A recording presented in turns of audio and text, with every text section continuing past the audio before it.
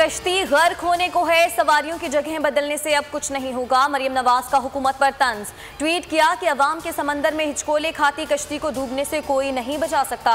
राना सनाउल्लाह कहते हैं कि हमारा एहतजाज पुरअमन होगा। हुकूमत ने मुदाखलत की तो तसादुम हो सकता है। गैर आईनी मुदाखलत के दरवाजे कल से बंद हो जाएंगे।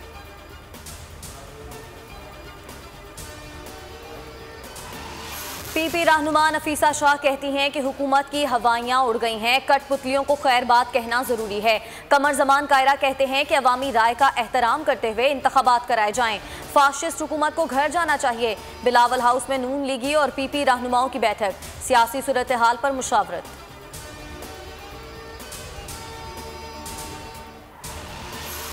गुज़श्ता रोज बिलावल और मरीम नवाज की मुलाकात की अंदरूनी कहानी सामने आ गई। बिलावल ने कहा कि इस्तीफे के बाद ज़िमनी इलेक्शन हो सकते हैं। मरीम नवाज बोली कि इतने बड़े पैमाने पर ज़िमनी इलेक्शन हुकूमत के लिए कराना मुश्किल होगा। बिलावल ने फिर कहा कि अगर इलेक्शन मुख्तलिफ मरहाइल में करा लिए गए तो फिर मरीम नवाज ने कहा कि ये तो और भी अच्छा होगा। मज़ाहमत को इन हलकों पर मरकूज कर सकेंगे।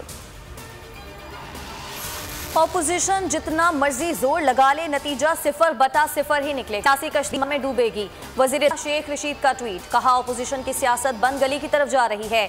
वजीर हवाबाजी गुलाम सरवर की भी पीडीएम को बातचीत की पेशकश, कहा ऑपोजिशन बैठकर बात करे मगर करप्शन केसेस पर बात नहीं। इस्तीफे दिखावा हैं, देने हैं तो स्पीकर को दें। शहबाज गिल कहते हैं कि पीडीएम की कश्ती मुल्क दुश्मन बयानिए के भंवर में फंस चुकी। 2018 के रिजेक्टेड कल ही होंगे।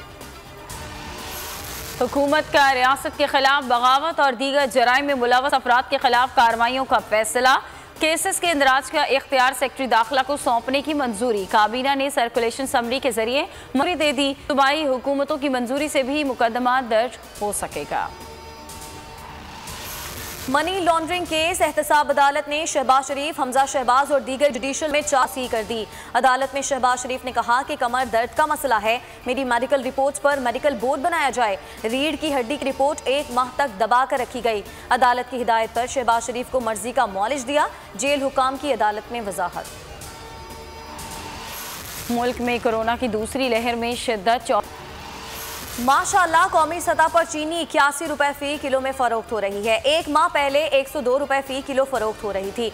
बेहतरीन हिकरी से चीनी की कीमतों को नीचे लाने पर अपनी मौशी टीम को मुबारकबाद पेश करता हूं।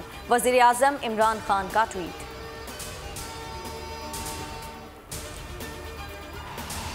एक हफ्ते में खाने पीने की अशिया महंगी हुई। दर्जन कीमत में 13 रुपए इजाफा हुआ। निर्ख 200 रुपए दर्जन। लहसुन 3 फी किलो महंगा हुआ। चीनी 6 रुपए फी किलो सस्ती हुई। फी किलो 80 रुपए रिकॉर्ड। इदारा शुमारियात की रिपोर्ट जारी। और न्यूजीलैंड का पाकिस्तान के सब्सक्राइब करें और बेल दबाएं ताकि कोई खबर रह न जाए।